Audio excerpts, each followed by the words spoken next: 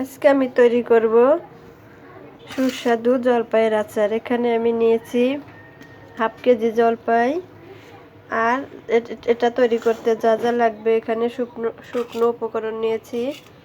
এখানে আছে শুকনো লঙ্কা, এখানে নিয়েছি গরম মশলা আর এলাচ, আর এখানে নিয়েছি পাঁচফোড়ন।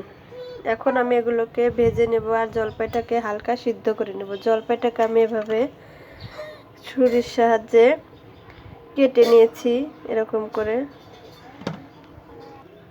এখানে একটা হাঁড়িতে আমি জলপাইগুলো নিয়ে নিচ্ছি আর এখানে দিয়ে দিচ্ছি অল্প একটু নুন। এখন আমি এগুলোকে একটু সিদ্ধ করে নেব। আর এখানে দিয়ে দিচ্ছি অল্প একটু হলুদ গুঁড়ো, তাহলে কালারটা অনেক ভালো হবে, দেখতে অনেক সুন্দর লাগবে।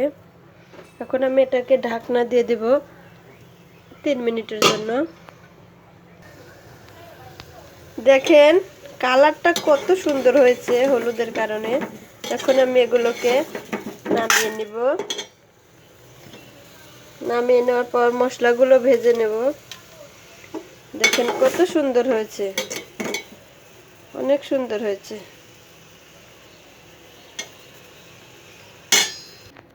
এখন শুকনো লঙ্কাটা ভেজে নিচ্ছি।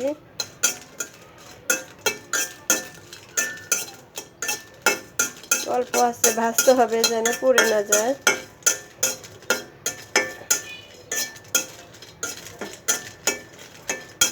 নেড়ে চেড়ে নিচ্ছি।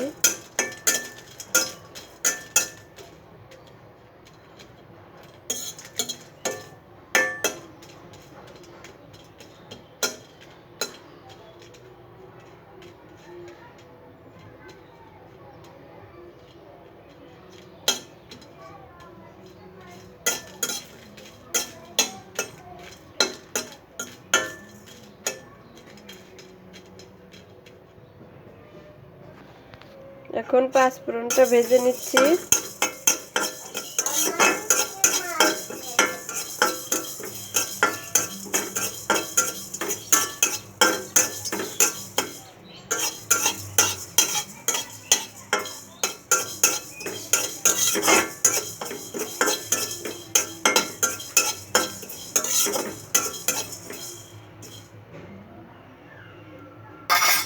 এখন হয়ে গেছে, আমি নামিয়ে নিচ্ছি।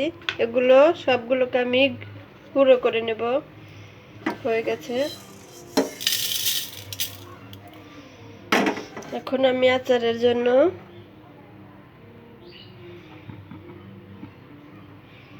প্রথমে দিচ্ছি সরিষার তেল।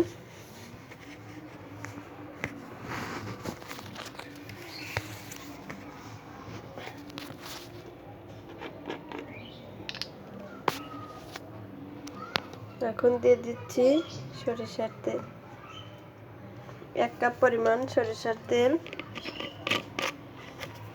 এটার মধ্যে দিয়ে দিচ্ছি কয়েক কোয়া রসুন, আর দিয়ে দিচ্ছি এলাচ আর মশলা।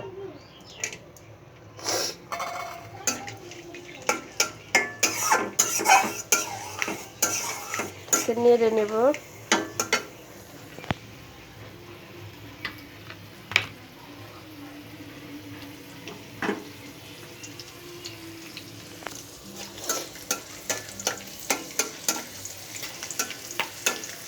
সরিষার তেলের আচারটা খেতে অনেক মজা লাগে, তার জন্য আমি সরিষার তেল দিয়ে বানাচ্ছি। আপনারা যদি পারেন মাস্টার অয়েল দিয়েও বানাতে পারেন।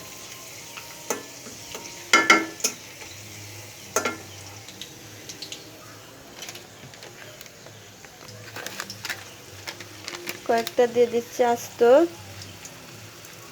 পাঁচফোড়ন।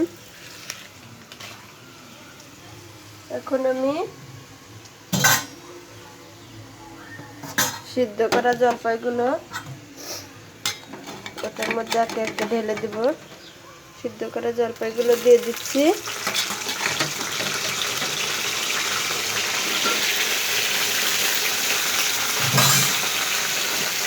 এগুলো দিয়ে দিচ্ছি।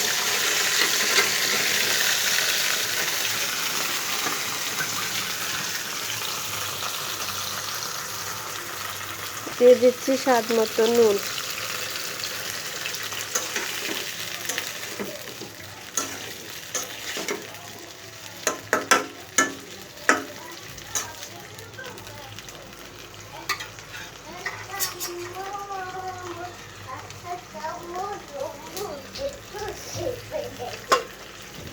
ঢেকে দিচ্ছি। এখন আমি এটার মধ্যে দিয়ে দিচ্ছি শুকনো লঙ্কা গুঁড়ো,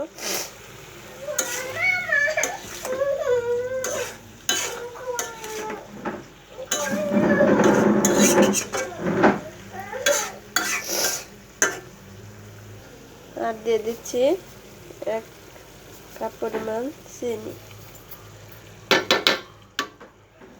ভালো করে নেড়ে নেব।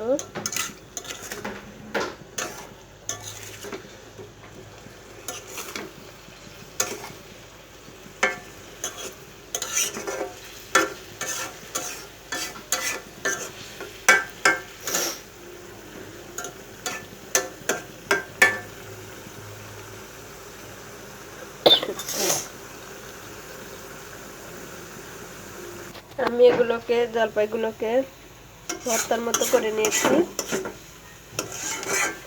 এরকম আচার খেতে আমার খুব ভালো লাগে, তার জন্য কেউ কে আছে আস্ত জলপাই খেতে ভালোবাসে, তারা আস্ত আচার তৈরি করে।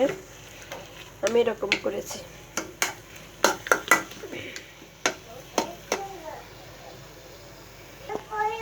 এখন 5 ফোড়নের গুঁড়োটা দিয়ে দিচ্ছি।